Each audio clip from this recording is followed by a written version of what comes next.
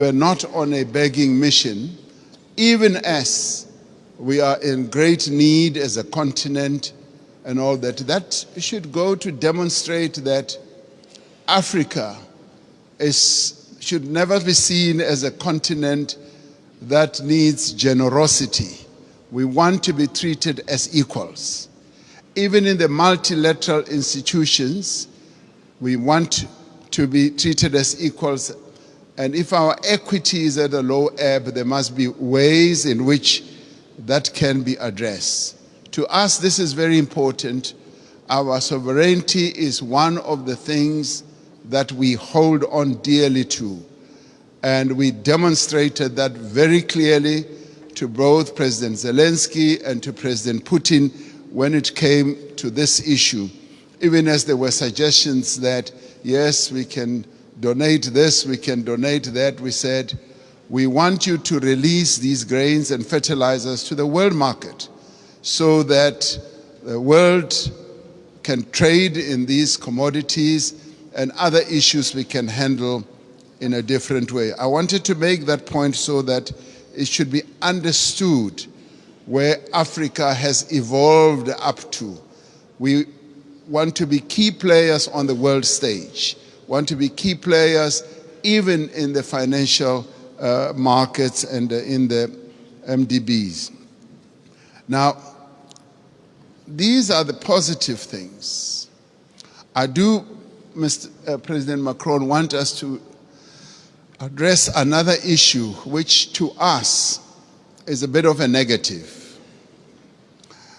You will have heard President Sisi talking about the 100 billion that was promised in Paris.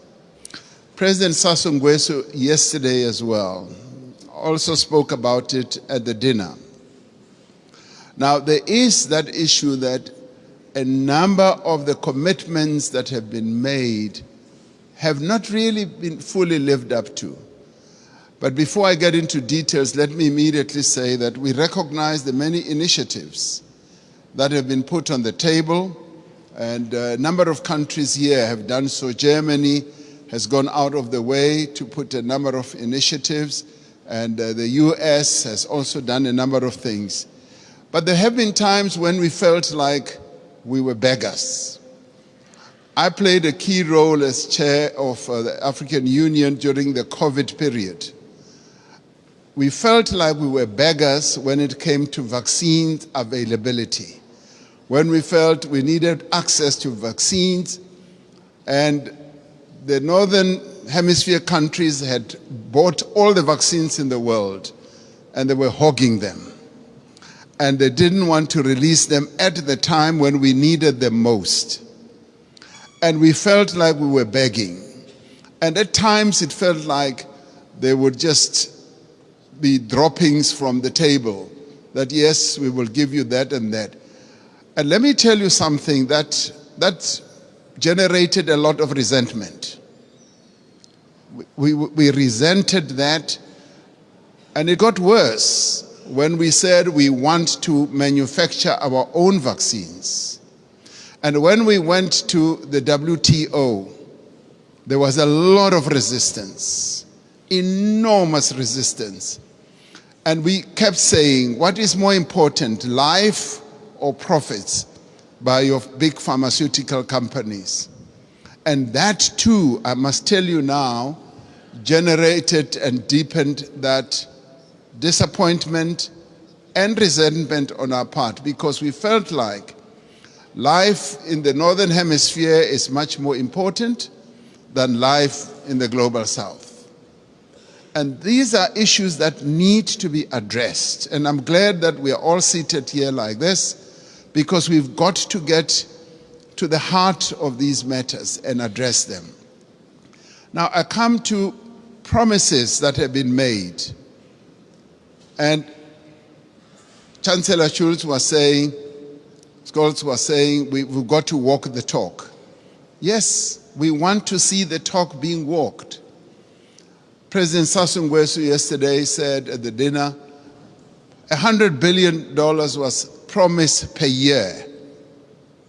And he was saying, I've never seen that. And many of us will testify that that $100 billion has never really been made available. And this should stand out as something that needs to be addressed. Because sometimes we sit at conferences like this and say, yes, we'll make this available, and we believe you. We believe you, but now the tire must hit the tar.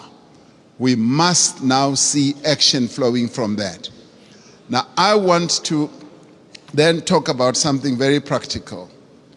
President Sassou Nguesso raised it yesterday. He said he would be happy if flowing from this summit, we do something very practical on the infrastructure side. Having said that 600 million people in Africa do not have electricity, and yet we've got all the resources to generate electricity, particularly the mighty Congo River, and that there have been plans to build a number of power stations that will generate, in my calculation, up to 70,000 megawatts. And he said, and I want to speak in support of this proposal, that to prove that these summits are not summits where we just talk, flowing from the Paris COP as well as others, let us now put money on the table and collectively say we are going to address this mega project. A mega project which will in the end generate electricity for up to 12, 15 African countries all at one go. And this is a project that I think the multilateral development banks here working together, the call that you've made, President Macron, can actually fund.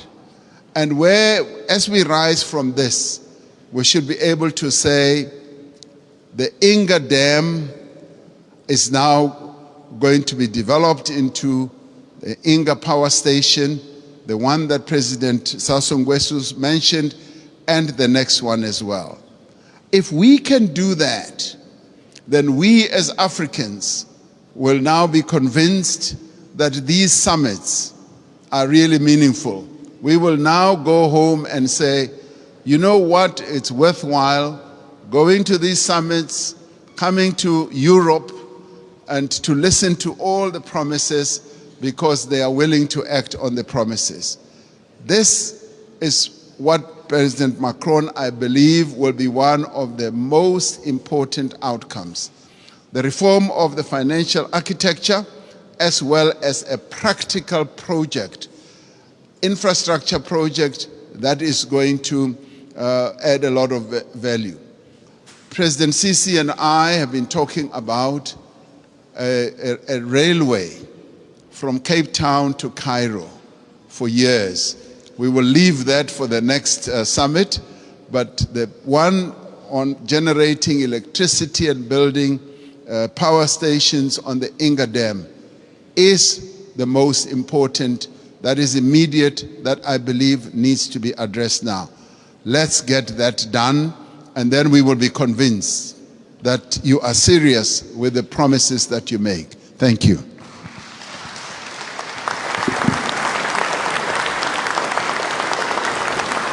Thank you, Cyril. Thank you, everybody. Mesdames et messieurs les chefs d'État et de gouvernement, mesdames et messieurs, en vos grades et qualités, il est temps maintenant de conclure ce sommet et je vais essayer, après les discussions d'hier, le dîner que nous avons eu et l'échange très fructueux qu'il y a eu ce matin, de faire une conclusion opérationnelle. Parce que sinon nous